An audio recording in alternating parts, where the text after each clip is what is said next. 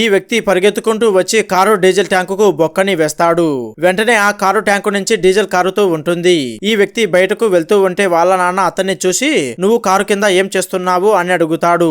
ఈ వ్యక్తి కారుని చెక్ చేస్తున్నాను అని చెబుతాడు.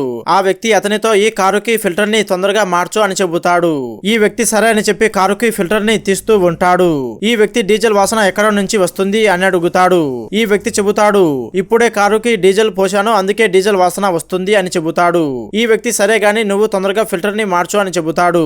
ఆ తర్వాత కారు ఓనర్ వచ్చి భాష నా కారుకి ఫిల్టర్ ని మార్చావా అని అడుగుతాడు. ఈ వ్యక్తి ఫిల్టర్ ని నేను మారుస్తాను పదా అని చెప్పి కారు దగ్గరికి వెళ్తారు. వాళ్ళు వెళ్ళిపోయిన తర్వాత ఈ వ్యక్తి అనుకుంటాడు నేను డీజిల్ ట్యాంకుకు బొక్క వేశాను కదా అది చూస్తే పెద్ద గొడవ అవుతుందేమో అని అనుకుని వాళ్ళ దగ్గరికి పరిగెత్తుకుంటూ వెళ్లి నాన్న ఈ ఫిల్టర్ ని నాకు ఇవ్వు నేను మారుస్తాను అని చెబుతాడు. ఈ వ్యక్తి పర్వాలేదు నువ్వు కూర్చో నేను మారుస్తాను అని చెబుతాడు.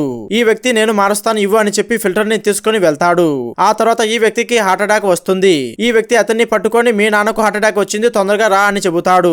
ఈ వ్యక్తి అతన్ని మాటలని విని వాళ్ళ దగ్గరికి పరిగెత్తుకుంటూ వెళ్లి మా నాన్నకు ఏమైంది అని అడుగుతాడు.